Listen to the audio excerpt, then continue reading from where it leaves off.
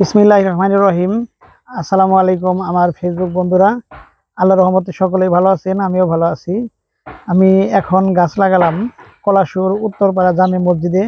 আমার সাথে আছে কলাসুর সরকারি প্রাথমিক বিদ্যালয়ের শিক্ষক ফারুক হোসেন এবং এই মসজিদের ইমাম সাহেব আছেন। আমি এখানে দিয়েছি দুইটা বকুল গাছ, একটা কাঠবাদাম এবং একটি বহেরা গাছ। আমি হুজুরের কাছে একটু কথা শুনবো যে হুজুর, গাছগুলো পেয়ে কেমন লাগতেছে আপনার? তো গাছগুলো পেয়ে আমরা খুবই অত্যন্ত আনন্দিত। তো আপনার কিছু বলার আছে কি? আমি একটু বলি। তো আমরা ইতিমধ্যে অবগত হয়েছি কর্নেল মালাইক উচ্চ বিদ্যালয়ের ইংরেজি বিভাগের সিনিয়র শিক্ষক জনাব জাহিদ হাসান, তিনি বিভিন্ন স্কুল, কবরস্থান, মসজিদে তার নিজ উদ্যোগে একটি বৃক্ষরোপণ কর্মসূচি তিনি গ্রহণ করেছেন।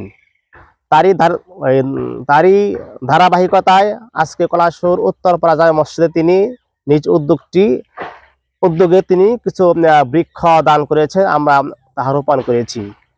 আমরা জানি যে প্রকৃতি বলতে আমরা মানুষ সহ বৃক্ষরাজি, তরুলতা, পাহাড় পর্বত, হাওর বাওর, পশু পাখি সবগুলিকে বোঝায়।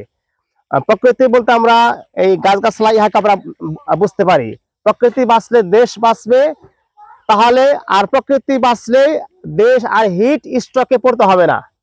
তো জনাব জাহিদ হাসান অত্যন্ত চমকপ্রদ একটি নিজ উদ্যোগে বৃক্ষরোপণ কর্মসূচি গ্রহণ করেছেন, সেই জন্য আমরা অত্যন্ত আনন্দিত। ধন্যবাদ সেই জাহিদ হাসানকে।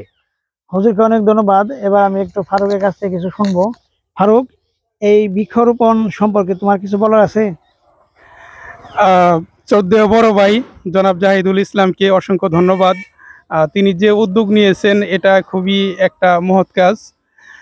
আমাদের এখানে তিনি কিছু গাছ দিলেন, এর জন্য আমরা অনেক উপকৃত হব। কারণ এখানে ঈদের নামাজ হয়, রৌদ্রে মুসল্লিদের কষ্ট হয়, তো গাছগুলো বড় হলে ছায়ার মধ্যে মুসল্লিরা নামাজ পড়তে পারবে। তো এই কারণে আসলে জাহিদুল ইসলাম ভাইকে অনেক ধন্যবাদ জানাচ্ছি। ধন্যবাদ ফারুককেও, একজন শিক্ষক, আমার জাত ভাই, সেটা বলি আমার জাত ভাই। ফারুককে অনেক ধন্যবাদ, অনেক ভালো ছেলে ফারুক। আর সবার জন্য শুভকামনা রইল। এই বলে আমি আজকের মতো এখানে আমার ভিডিও শেষ করছি। আসসালামু আলাইকুম।